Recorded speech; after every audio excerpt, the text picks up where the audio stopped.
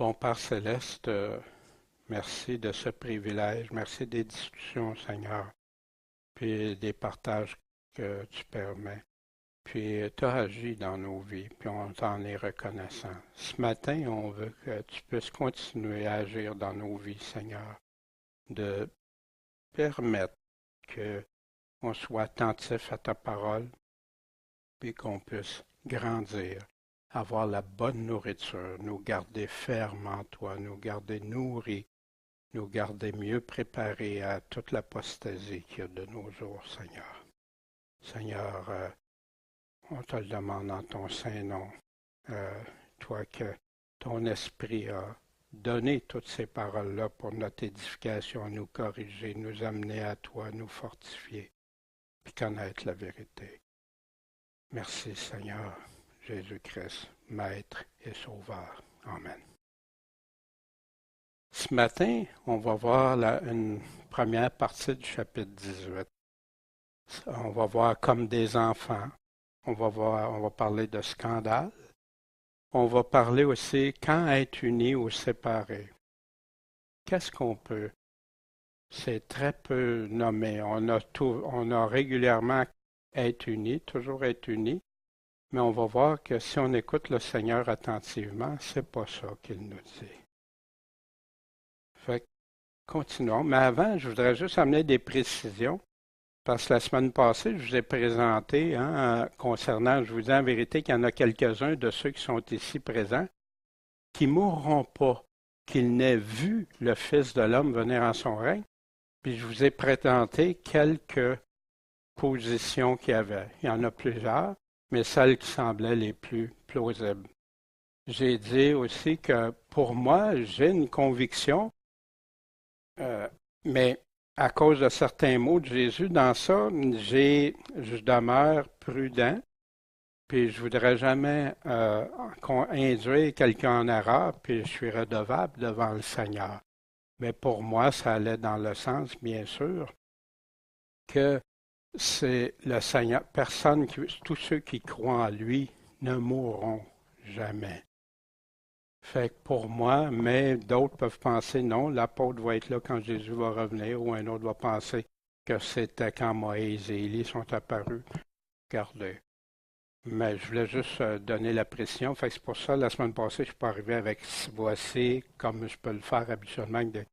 Je me sentais pas l'autorité biblique, si vous voulez, parce qu'il y a des mots pour moi qui c'est ça, c'est un des passages comme ça. Je voulais vous le partager, bien honnêtement.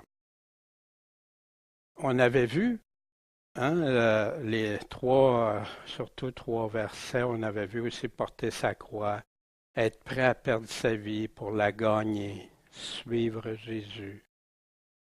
On a vu la puissance du Seigneur pour la délivrance des esprits malins. Le Père, il a supplié le Seigneur, les apôtres n'étaient pas capables. Mais Jésus a répondu que cette sorte de démon ne sort que par la prière, ce que les disciples avaient déjà fait, et le jeûne. Puis le Seigneur leur avait parlé aussi de la foi comme un grain de sénévé, mais qui grandit. Transporter des montagnes, transporter ce qui nous semble impossible.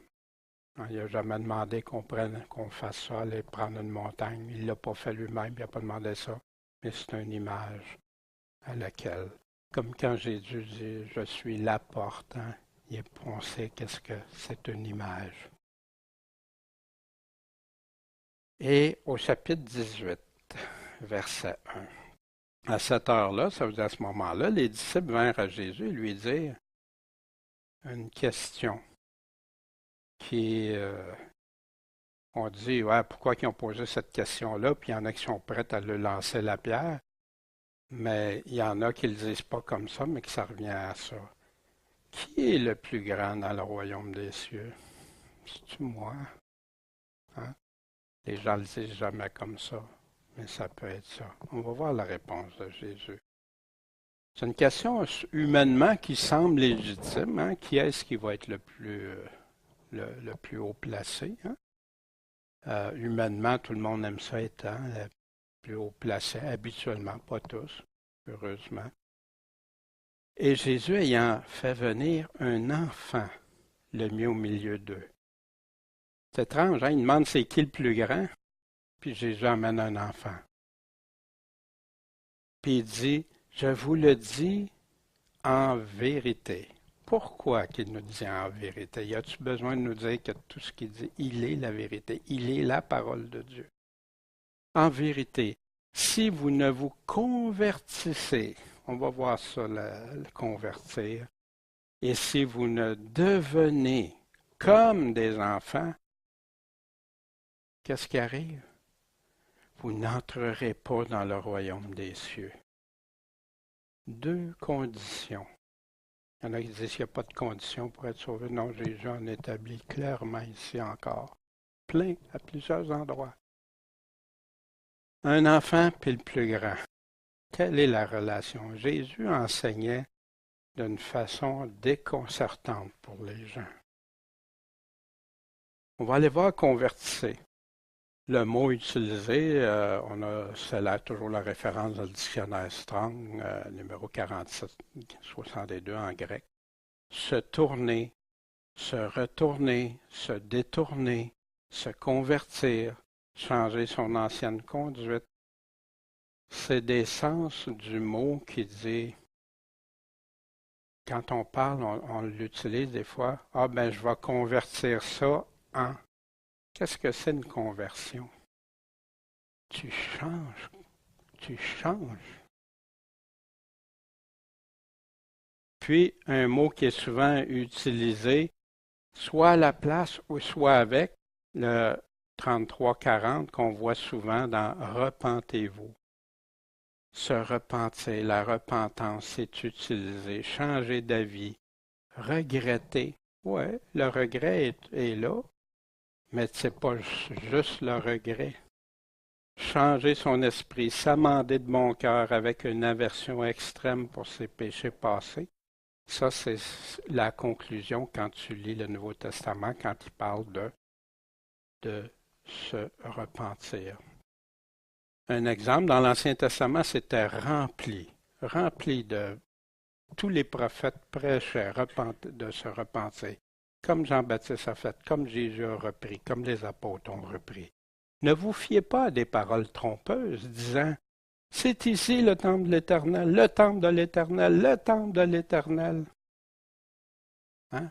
Seigneur, Seigneur, c'est ici, on a le Seigneur, etc. Mais si sérieusement, vous amendez quoi? Vous repentez, vous changez quoi? Vos voix et vos actions. Repentir, c'est de changer tes voix, tes actions. Si vous pratiquez la justice les uns envers les autres, si vous ne faites pas de tort à l'étranger, à l'orphelin, à la veuve, vous ne répandez pas le lieu innocent, ne marchez pas après les dieux étrangers, un autre Jésus, un autre évangile, un autre esprit, pour votre ruine. Ça, dans l'Ancien Testament, on en avait beaucoup. Mais dans le Nouveau Testament, on en a plein, on va y voir tantôt. Où on trouve devenir comme des enfants dans le Nouveau Testament. Donc, soyez les imitateurs de Dieu, comme des enfants bien-aimés, Paul dit aux Éphésiens. Un peu plus loin, verset 8, car vous étiez autrefois ténèbres. Vous n'étiez pas dans la lumière, vous étiez dans les ténèbres. Mais à présent, vous êtes lumière dans le Seigneur.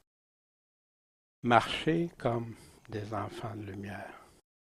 Il n'y a pas d'endroit qui dit vous pouvez continuer de marcher dans les ténèbres dans le Nouveau Testament puis dire que tu es au Seigneur.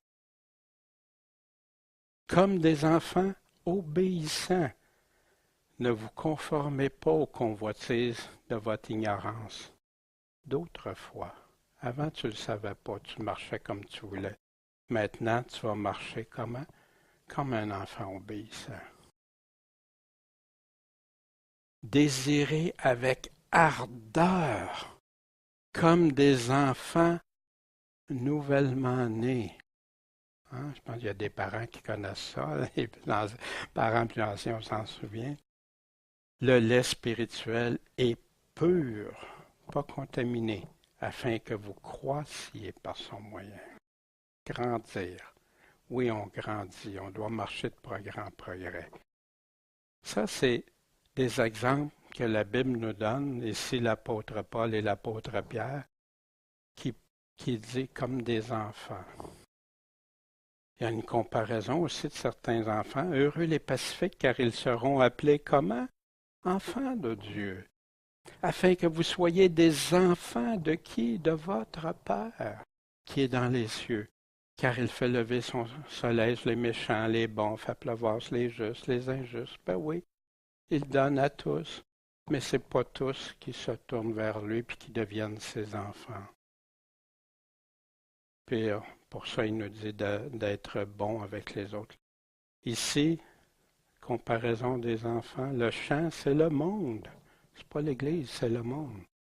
La bonne semence, ce sont les enfants du royaume. L'ivraie, c'est qui? Les enfants du malin. Comparaison entre deux enfants. On avait vu aussi dans la première lettre de Jean qui nous décrit qui sont les enfants de Dieu, qui sont les enfants du diable. Les enfants de Dieu qui obéissent au commandement de Jésus. Les autres qui n'obéissent pas. Comment devenir ses enfants et ses disciples furent étonnés de ce discours. Mais Jésus, reprenant la parole, leur dit, « Mes enfants », qui est difficile à ceux qui se confient dans leur richesse d'entrer dans le royaume de Dieu. Il y en a que c'est leur richesse, il y en a que c'est le monde d'aujourd'hui, il y en a que c'est leur vie d'aujourd'hui. C'est plus difficile, mais aimez vos ennemis, faites du bien, prêtez sans rien espérer, et votre récompense sera grande, et vous serez les enfants du Très-Haut. Pourquoi? Parce qu'il est bon envers les ingrats et les méchants. Il nous demande de faire pareil. L'imiter, faire comme lui fait. Qu'est-ce qui nous réserve? Qu'est-ce qui est réservé aux enfants de Dieu? En ce même instant, Jésus tressaillit de joie dans son esprit. Il dit, « Je te loue, Père, ô Père, Seigneur du ciel et de la terre, de ce que tu as caché ces choses aux sages et aux intelligents de ce monde, et de ce que tu les as révélées à qui? Aux enfants, tes enfants. Oui, ô Père, cela est ainsi parce que tu l'as trouvé bon. » Merci, Seigneur, d'avoir trouvé ça bon, puis de nous révéler. Aussi, qu'est-ce qui est réservé aux enfants de Dieu? Car ils ne pourront plus non plus mourir parce qu'ils vont être semblables aux anges. Vous vous souvenez, quand il a posé la question à Jésus s'il y aurait des mariages dans le ciel ou des couples. Car ils seront semblables aux anges et qu'ils seront enfants de Dieu, étant quoi? Enfants de la résurrection. Les enfants que la Bible nous parle, il y en a plein, là, j'ai sorti certains. Mais Jésus nous dit qu'on doit redevenir de quel sujet qui parle spécifiquement? Humble. Humble, devenez humble comme les enfants. Il vous donne, au contraire, une plus grande grâce. C'est pourquoi l'Écriture dit quoi? Dieu résiste aux humbles, puis il fait grâce aux orgueilleux? Non. Dieu résiste à ceux qui ont de l'orgueil, mais il fait grâce aux humbles. Et ça, ce contraste-là entre les deux mots nous dit, tu as de l'orgueil ou tu es humble? Tu es humble ou tu as de l'orgueil? Mais tu ne peux pas être les deux en même temps. C'est un ou l'autre. De même, vous, jeunes gens, soyez soumis aux anciens ayant tous de la soumission l'un pour l'autre. Soyez parés par-dedans d'humilité. Pourquoi? Parce que Dieu résiste aux orgueilleux, mais il fait grâce aux humbles. Ici, il nous donne une précision d'orgueil, une démonstration d'orgueil. Puis l'humilité, la soumission. Humble comme des enfants? Est-ce qu'on est humble comme des enfants? Qu'est-ce que ça fait? L'orgueil de l'homme, là, ce que l'homme, il pense qu'il se grandit, c'est le contraire devant Dieu. Ça l'abaisse. Satan a fait ça, hein? Satan, il s'est élevé, hein, que la parole nous dit. Mais celui qui est humble d'esprit obtient la gloire. Car Ça, c'était dans Proverbe 29-23. Ésaïe 57-15, car ainsi a dit celui qui est haut et élevé, qui habite dans l'éternité et duquel le nom est le Saint. J'habiterai dans le lieu haut et saint, avec celui qui a le cœur brisé et qui est humble d'esprit. Le sermon que Jésus a donné sur la montagne, je me souviens, vous vous souvenez du chapitre 5? Humble, les gens humbles d'esprit, afin de vivifier, donner la vie à l'esprit des humbles et afin de vivifier ceux qui ont le cœur brisé, la mission de Jésus quand il est venu dans un premier temps. Puis dans le ciel, il n'y aura plus de pleurs, plus de larmes. Il va vraiment.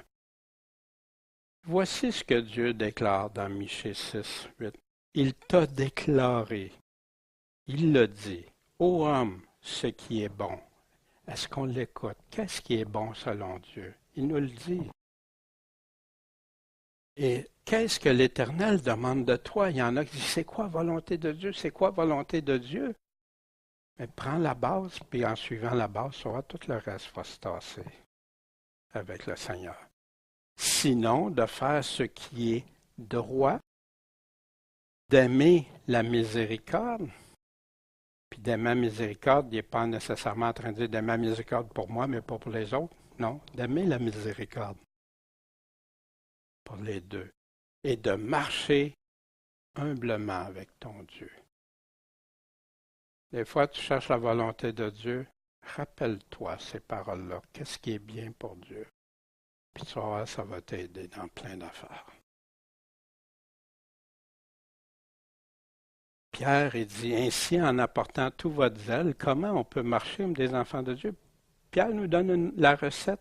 Ajoutez, vous mettez toute votre zèle dans ça, ajoute à ta foi la vertu, à la vertu, la connaissance, à la connaissance, la tempérance, à la tempérance, la patience, la persévérance, la patience, la piété, et à la piété, l'amour fraternel, et à l'amour fraternel, la charité. Parce que si ces choses sont en vous et y abondent, elles vous laisseront ni oisifs, ni stériles. Dans quoi? Dans la connaissance de notre Seigneur. Le Seigneur l'a dit. Il y en a qui vont connaître, puis il y en a qui vont reconnaître, puis il y en a d'autres qui vont dire non, même si on dit Seigneur, Seigneur. Pierre nous donne ça pour des enfants de Dieu. Puis ici, qu'est-ce qu'elle nous enseigne, la connaissance? Car la grâce de Dieu pour le salut de tous les hommes, malheureusement, ce n'est pas tous les hommes qui l'acceptent, mais de tous, a été manifestée. Puis qu'est-ce qu'elle fait, la grâce de Dieu? Elle nous enseigne à renoncer à l'impiété, aux convoitises mondaines et à vivre dans ce présent siècle dans la tempérance. C'est le contrôle, le contraire du péché, le contraire de te laisser aller dans tes convoitises et tout. Dans la justice et dans la piété. On veut marcher comme des enfants de Dieu, la parole nous le dit, nous le donne. Puis je le sais que chacun de nous, c'est ça. On vise ça, on applique ça, puis la journée qu'on chute, on est des plus malheureux, puis on confesse, puis on se repent de ça. Oui.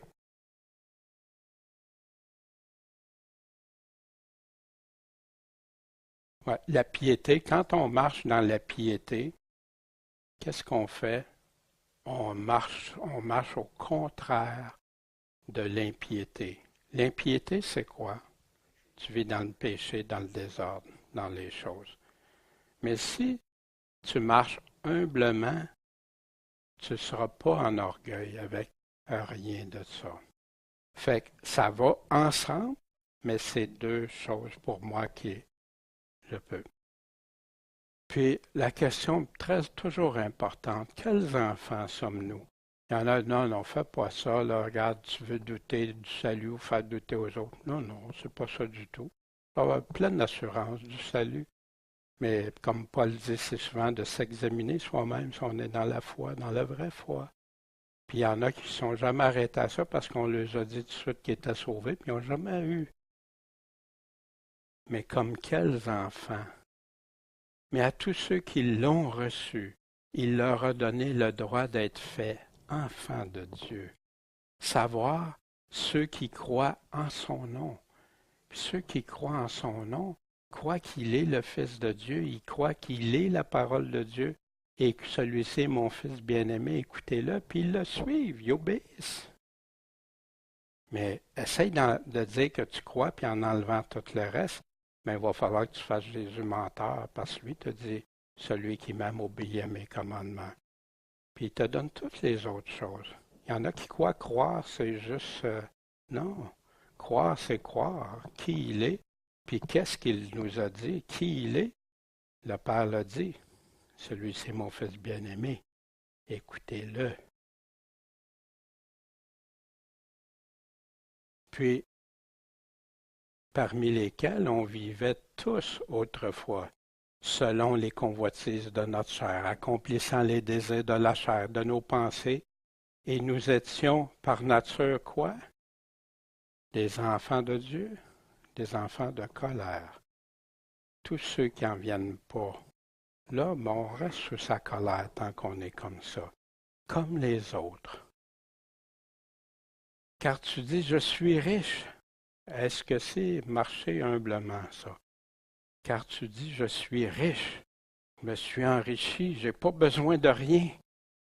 Il ne parle pas de l'argent monétaire ici, il parle spirituellement. J'ai ce qu'il faut, j'ai tout ce qu'il faut, puis moi je suis correct, puis j'ai pas besoin de rien. Et tu ne connais pas que tu es malheureux, tu le sais même pas. Ça qui parle aux vierges folles, c'est le serviteur infidèle, puis tu sais, non, non, il marche comme misérable, pauvre, et aveugle et nu. Ça, c'est Jésus qui dit ça. Voici ce que, puis il dit, voici ce que l'Esprit dit aux églises. Puis il dit qu'il y a juste ceux qui vont se repentir de ça, ceux qui ne sont pas tièdes dans la Odyssée. Il y en a quelques-uns, ils frappent même à la porte pour rentrer. Puis les tièdes, il nous dit qu'est-ce qu'il va faire avec les tièdes. Wow! Mais que les enfants du royaume, on avait vu ça quand on a vu Matthieu 8, seront jetés dans les ténèbres du dehors. Il y en a qui pensent parce que je suis enfant, qu'il n'y a plus rien, là. Je peux faire n'importe quoi, puis non. Je peux abandonner la foi, puis je suis correct pareil. C'est pas ça que Jésus dit dans ses enseignements. Quels enfants sommes-nous?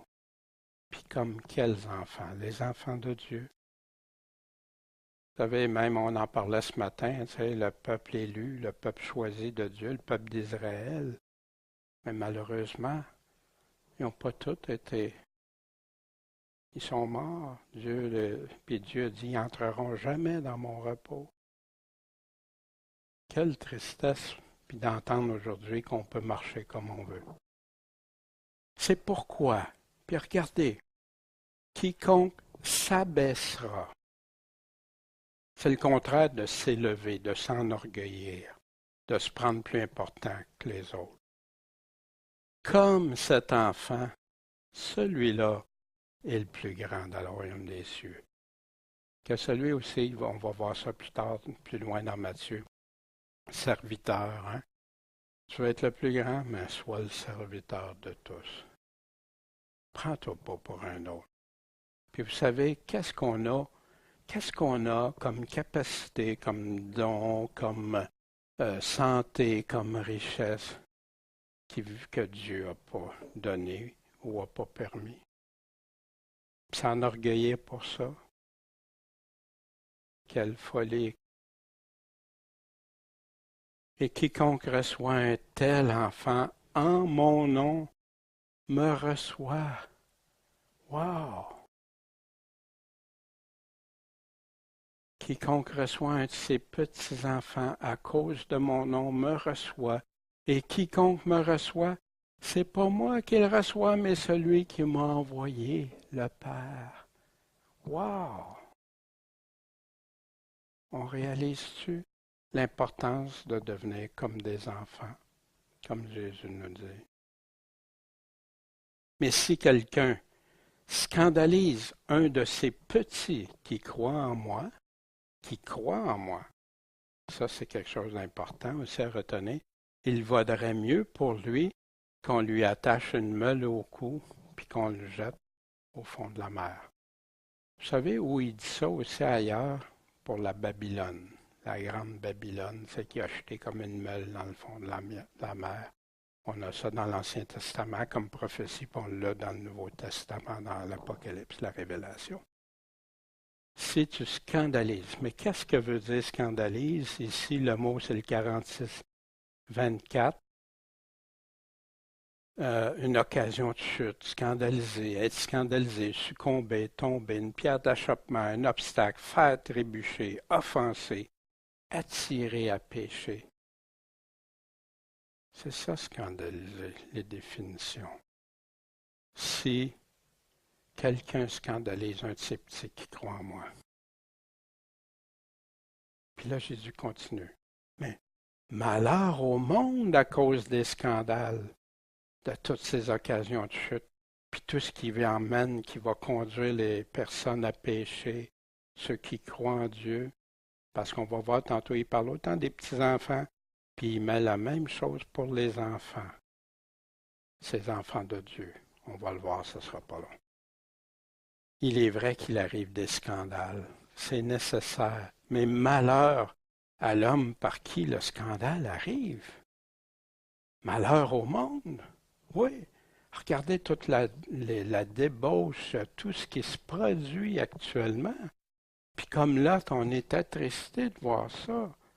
T'es tourmenté, il tourmentait son âme, Pierre nous dit, à cause de voir tout ça, les dégâts que ça fait. Malheur à l'homme par qui ça arrive. Wow! Je veux-tu être une occasion de chute pour quelqu'un? Je veux-tu conduire quelqu'un dans le péché, dans l'erreur? Non, que Dieu m'en préserve. Puis je l'ai déjà fait, ça m'est déjà arrivé. Puis j'en suis tellement désolé, repentant de ça que je ne veux plus jamais refaire ça. Jamais. Juste comme Dieu dit. Juste qu'est-ce que Dieu dit. Et là, c'est le mot 46-25. On avait le verbe puis le nom. C'est le même mot. Scandale, pierre d'achoppement, occasion de chute, mécanisme d'un piège, un piège.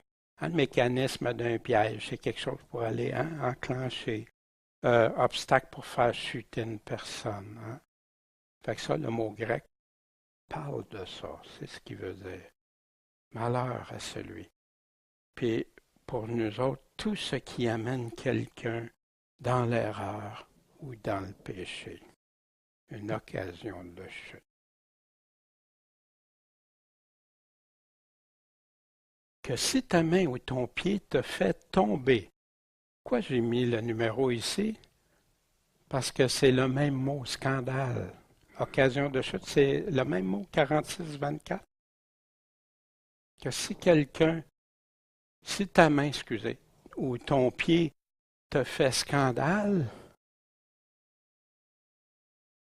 te fait tomber dans le péché, coupe-les et jette-les loin de toi. Débarrasse-toi de ça. Hein, on sait qu'il n'y a personne qui va se couper la main, qui va s'arracher un œil. On le sait, ça. Mais l'image est tellement forte. Coupe-les, jette-les loin de toi, débarrasse-toi, car il vaut mieux que tu sois boiteux ou manchot dans la vie que d'avoir les deux pieds, les deux mains, puis d'être jeté dans le feu éternel.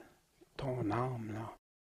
Garde-toi des scandales. Malheur à celui par qui le scandale arrive.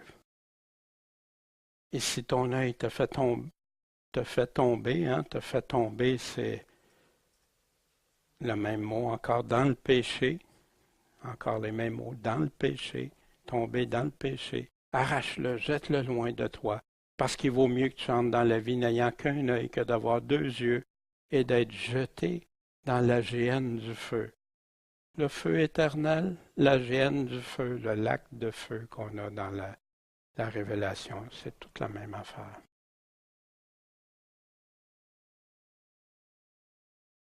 Puis là, il continue. Prenez garde de ne mépriser aucun de ces petits, car je vous dis que dans les cieux, leur ange voit sans cesse la face de mon Père qui est aux cieux. Il voit ça. Ceux qui œuvrent pour Dieu voient ça, puis en font rapport à Dieu. Puis pourquoi? Car le Fils de l'homme est venu sauver ce qui était perdu. Il y a beaucoup de ces petits-enfants-là aussi qui étaient en voie de devenir. On va voir ce qu'il va nous dire. Que vous ensemble, il va nous donner l'explication de ce qu'il voulait dire que le Fils de l'homme était venu chercher. Si un homme a 100 brebis, puis qu'il y en ait une égarée, ne laisse-t-il pas les 99 autres sur les montagnes pour s'en aller chercher celle qui s'est égarée? Les autres, ils restent ensemble, ils met en sécurité, il va chercher l'autre qui s'est égarée. Puis si ça arrive qu'il la trouve, il ne dit pas qu'il va nécessairement la trouver, mais s'il la trouve, je vous dis en vérité qu'il y a plus de joie que 99 qui ne se sont pas égarés. Dieu aime la miséricorde. Dieu veut que tous en viennent à repentance. Il ne veut pas qu'aucun périsse. Ainsi, la volonté de votre Père qui est aux cieux n'est pas qu'un seul de ces petits se perde. Sur les 100, il y en a un qui dit non, il ne veut pas. Puis s'il la trouve, il est capable de la ramener. Amen. Puis voici avec quoi il continue son explication. C'est tout relié ensemble, ça, depuis le début du chapitre. Si ton frère a péché contre toi, va, reprends-le entre toi et lui seul. Ici, remarquez si ton frère a péché contre toi. S'il t'écoute, tu as gagné ton frère. Mais il y a une condition, il faut qu'il écoute, il faut qu'il soit réceptif. Puis amen. Puis quand ça se fait, ça, puis que ça marche, ah, merci Seigneur. Tu peux parler à quelqu'un honnêtement. Pas, tu me juges, tu me condamnes. Non, non, c'est pas moi. Je veux juste te montrer qu'est-ce que le Seigneur en dit. Puis dans quelle intention? Pas pour le condamner, tout ça. Non, pas parce que tu l'aimes puis tu veux qu'il change. Comme Dieu veut qu'on change. Mais s'il ne t'écoute pas, ben prends avec toi encore une ou deux personnes pour que tout soit réglé sur la parole de 2 ou 3 témoins. Fait que 2, 3 ensemble, la personne concernée avec un autre ou 2 autres, puis là, on aborde ça. Là, ça se peut, des fois, juste une personne avec une personne, mais s'il y a d'autres personnes, ça peut aider à comprendre puis à justifier. Puis là, l'autre qui est en tort, ou même toi, peut-être, t'es en tort. Puis là, ah oui. Mais s'ils ne daignent pas les écouter, les 2, 3, là, dis-le à l'Église. Et si ils ne daignent pas écouter l'Église, en passant, c'est intéressant parce qu'il y en a qui disaient que Matthieu, c'était pas écrit pour les chrétiens, c'était écrit pour les Juifs. Mais l'Église, il n'en parle pas dans les autres. Il en parle, mais indirectement, mais le mot Église est spécifié dans Matthieu à 3 reprises. Regarde-le comme un païen puis un péager. Ça, là, les paroles, les mots que Jésus a choisis, là, ça frappe. Comme quand il a parlé du Samaritain qui était venu aider, ça frappe. On va aller regarder ça. Païen, connaissez le mot ethnikos, ethnie, fait que c'est utilisé païen. C'est de valeur parce que des fois, il a été utilisé d'un ton méprisant. Non, moi, j'étais païen. Je fais partie des nations, puis tout ça. Maintenant, la seule différence, parce que je crois, j'ai la foi en Jésus-Christ. Mais le gentil, parfois on l'appelle le gentil, parfois c'est les nations. Fait que des fois, ça met de la confusion, tu sais, mais il utilise le même terme. Païen, paganisme, c'est ceux qui ne connaissent pas encore le vrai Dieu. Il y en a qui vont choisir de jamais y croire. Mais en tout cas, pour notre part, je pense qu'on était païen. On pouvait dire qu'on était dans cette catégorie-là. Un péager, mais ça, pour le juif, en passant, un gentil, les nations, eux autres, c'était non, non, non, jamais, à moins qu'ils se convertissent au judaïsme, là, c'était non, non, non, c'est toi un péager. Fait que tu pouvais leur parler, mais tu n'avais pas de relation du point de vue spirituel avec eux autres. Tu n'avais rien de non, non, tu ne mélanges pas ça. Un péager, hein, bien sûr, c'est publicain. Des fois, on entend collecteur de taxes, d'impôts. Il était détesté de tout le monde, autant des Juifs que des non-Juifs, parce qu'il y avait des approches très dures pour la façon, les méthodes qu'il utilisait. Même aujourd'hui, des fois, tu parles juste d'un ministère de l'impôt, puis il y en a qui viennent, hein, vous voyez la réaction. Ben, là, il dit, qu'est-ce que Jésus est en train de dire? Il dit, ben, s'ils ont passé par la première étape, la personne offensée seule à seule, les autres n'ont pas besoin de savoir ça au début. Après ça, deux ou trois. Puis après ça, non, à toute l'Église. Il y a une progression. Puis, es-tu content quand ça se règle tout de suite? Il y en a d'autres qui ne veulent pas, c'est pas se régler, ils veulent le dire à tout le monde tout de suite. Ils ne respectent pas ce que Jésus a établi. Ils brûlent les étapes. Puis il y a une raison. Ailleurs, Paul était-tu en accord avec les enseignements de Jésus? Oui, il mettait très en évidence. Hein? Il ne prêchait pas un autre évangile. Je vous ai écrit dans ma lettre de ne pas avoir de relation avec les impudiques. Non pas absolument avec les impudiques de ce monde. Non, on en croise, puis il y en a d'entre nous qui c'était ça, puis quelqu'un, parce qu'il nous a parlé, nous a emmenés, pas ou avec les avares, les ravisseurs, les idolâtres. Autrement, il faudrait sortir du monde, vous isoler, devenir un moine ou dans un monastère. Mais ce que je vous ai écrit, c'est que si quelqu'un qui se nomme frère, moi je suis chrétien, et impudique, ou avare, ou idolâtre, ou médisant, ou ivrogne, ou ravisseur, vous n'ayez pas de relation avec lui.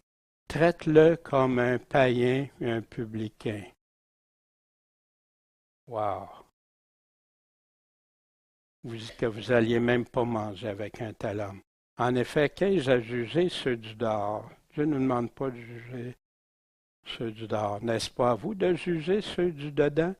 Quant à ceux du dehors, c'est Dieu qui va les juger. Vous, donc, ôtez le méchant du milieu de vous. Exactement ce que Jésus est en train d'expliquer. Cependant, je vous exhorte, il y a pour d'autres situations, je vous exhorte, frères, à prendre garde à ceux qui causent des divisions puis des scandales, hein, des occasions de chute pour les autres, qui ne prêchent pas ce que contre la doctrine, la saine doctrine de Christ. Pas ce qu'une église, une dénomination prêche, ce que Jésus a donné. Puis vous éloignez d'eux, parce que de tels gens ne servent pas notre Seigneur Jésus-Christ. Non, ils changent les paroles de Jésus. Mais leur propre vente. Puis comment ils font ça? Par des paroles douces et flatteuses, des choses agréables à entendre. Ils séduisent le cœur des simples. Romains 16. Qui d'autre aussi? Frères, nous vous recommandons aussi au nom de notre Seigneur Jésus-Christ de vous éloigner de tout frère qui vit dans le désordre et non selon les enseignements qu'il a reçus de nous. De qui il parlait de nous il y a 2000 ans? Des apôtres aux Thessaloniciens. Si quelqu'un n'obéit pas à ce que nous disons par cette lettre, notez-le, puis n'ayez pas de communication avec lui afin qu'il en ait de la honte, puis soit temps qu'il va se repentir, puis revenir à son bon sens. Ne vous mettez pas sous un même joug avec les infidèles. Qu'est-ce qu'il y a de commun entre la justice et l'iniquité? Entre ce qui est juste et ce qui est injuste. Entre ce qui est pieux et impiété. Quelle union y a-t-il entre la lumière et les ténèbres? Quel accord entre Christ et Bélial, hein, qui représentait le Dieu Satan? Et quelle part y a-t-il quelle part a le fidèle puis avec l'infidèle? Qu'est-ce que ça fait ensemble, ça? Peux-tu mélanger ça ensemble? Et quel rapport entre le temple de Dieu et les idoles? Tu vas mettre des idoles tu vas rentrer des idoles dans l'assemblée, tu vas rentrer des choses qui est contre Dieu, car vous êtes le temple du Dieu vivant. Comme Dieu l'a dit, j'habiterai au milieu d'eux et j'y marcherai. Je serai leur Dieu, ils seront mon peuple. C'est pourquoi sortez du milieu d'eux et séparez-vous, dit le Seigneur. Touchez pas à ce qui est impur, puis là, je vais vous recevoir. L'impureté avec Dieu, ça ne marche pas. Ça ne marche pas. Dieu est un Dieu saint, 3 fois saint, pur. Puis il veut que ses enfants soient purs. Ça se peut qu'il y ait un cheminement, tout ça, puis il y a des affaires. Mais il nous veut comment? Donc, voici ce que je dis, ce que j'atteste de la part du Seigneur. Ne vous conduisez plus comme le reste des gentils païens ou nations qui suivent la vanité de leur esprit. Ça ne vaudra rien devant Dieu, c'est vain.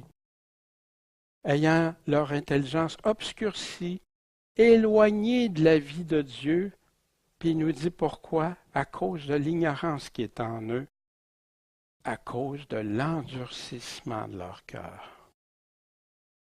Ayant perdu tout sentiment, ils se sont abandonnés à la dissolution pour commettre toutes sortes d'impuretés, avec une ardeur insatiable, de plus en plus. Prenez aucune part, ça veut dire quoi? Aux œuvres infructueuses des ténèbres, ce qui n'est pas de la lumière, qui n'est pas de Dieu, mais bien plutôt, condamnez-les. Condamnez-les. C'est ce que la Bible nous dit. Les gens nous disent, il ne faut pas condamner rien. Non, non. Quand c'est des œuvres du malin, condamne-le. Dénonce-le, ça. Pourquoi? Parce que sans ça, ceux qui sont faibles d'esprit vont tomber dans ça, vont s'en aller avec ça, vont suivre ça. Dieu veut un peuple saint, sans mensonge, sans erreur. Il cherche des adorateurs en esprit et en vérité. Approchons-nous donc avec un cœur sincère, une pleine certitude de foi, ayant les cœurs purifiés des souillures d'une mauvaise conscience. Les cœurs, comment? Purifiés. Et le corps lavé de nos peurs. Retenons sans fléchir la profession de notre espérance, parce que celui qui a fait la promesse est fidèle. Lui, il ne se reniera jamais, puis il est fidèle à ceux qui sont fidèles avec lui. Mais il dit que non avec ceux qui sont infidèles avec lui. Il est très clair sur ça, Jésus. Retenons sans fléchir. Prenons garde les uns aux autres pour nous exciter à quoi? À la charité puis aux bonnes œuvres. Encourageons-nous à faire ça. N'abandonnons pas notre assemblée comme quelques-uns ont coutume de le faire, mais exhortons-nous les uns les autres, et ça d'autant plus que vous voyez approcher le jour. Mais là, il va dire le contexte, parce qu'à des places, il nous dit « sépare-toi ». Là, il dit « sépare ». Hein? Mais premièrement, il parlait d'une assemblée qui aimait le Seigneur puis qui vivait pour le Seigneur. Puis il lui disait comment le faire. Parce que si nous péchons volontairement, l'exemple que Jésus nous donne dans Matthieu 18, la personne pêche-t-elle volontairement?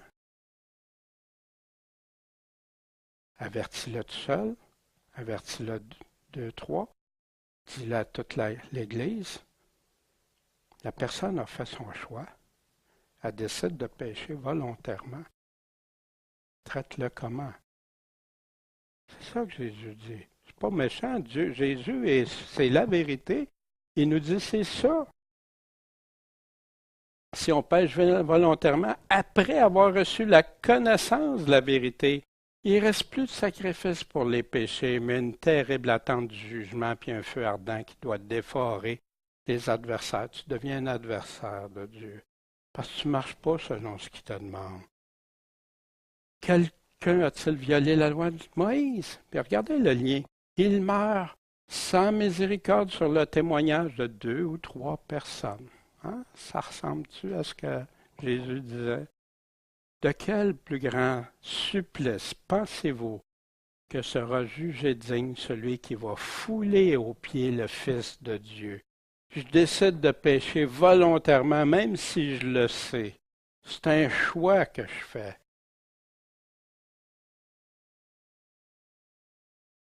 Et qui tiendra pour profane le sang de l'alliance.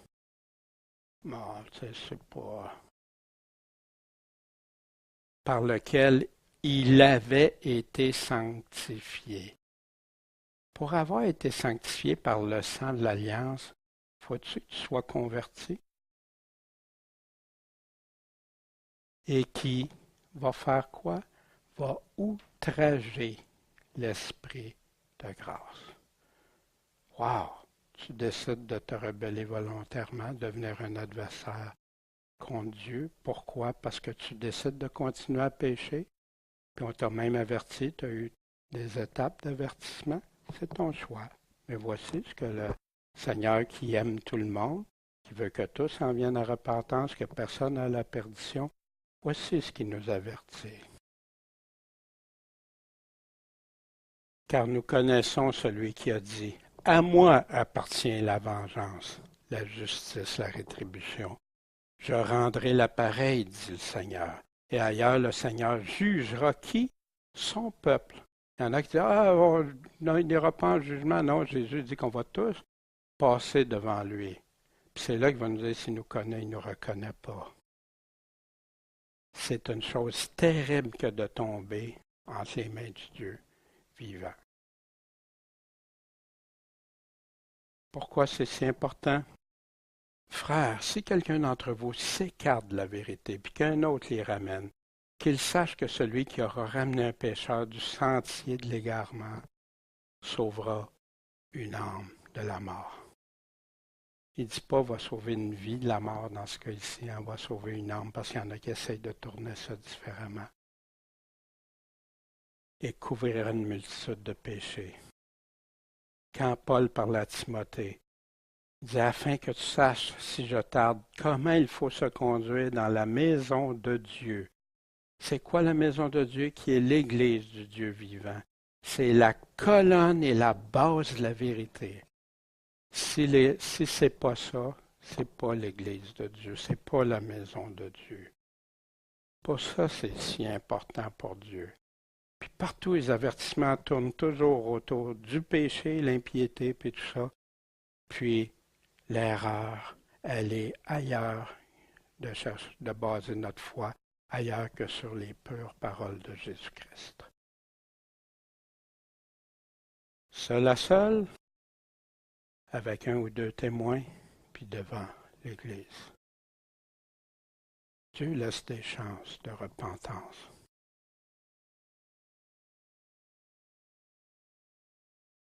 Mais si ça ne marche pas, regarde-le comme un païen péagé. Peux-tu le regarder comme un frère? Non, c'est pas un frère selon ce que Dieu dit. Le but, toutefois, le solide fondement de Dieu demeure, ayant ce sceau.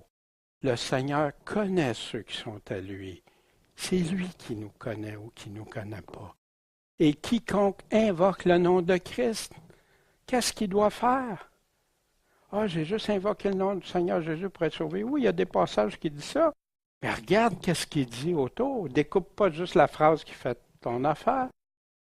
Quiconque invoque le nom de Christ, qu'il se détourne, se repente, se convertisse, change de l'iniquité. Puis là, puis si donc quelqu'un se conserve pur de ces choses, il va être un vase d'honneur. Il va être sanctifié, puis il va être utile à son maître et préparé pour toute bonne œuvre. Remarquez à qui il dit qu'il va être sanctifié, puis utile. L'opération Béréen, je vais aller là-dessus bien vite parce que je vois que le temps avance vite. J'ai sorti des passages, je l'ai en référence en tableau PDF. Michel, tu peux le mettre sur Internet, aussi sur le site ou YouTube, les deux. Puis des passages que je vous invite à aller regarder, puis faire comme les Béréens.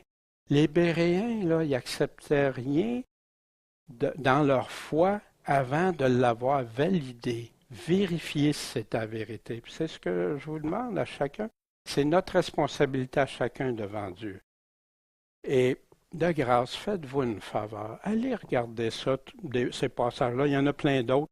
Mais ça, c'est des avertissements de Jésus qui nous dit quand être en unité ou en séparation. J'ai pas mis tout ça en unité parce il y en a beaucoup. Je me suis rendu compte qu'il y en a autant des deux côtés, unis ou séparés. Et il y en a autant des passages, même si non plus. Je ne suis pas sûr, je vais revérifier ça, là. Puis en vous posant la question, c'est de quel sujet il parle? De quoi il parle vraiment?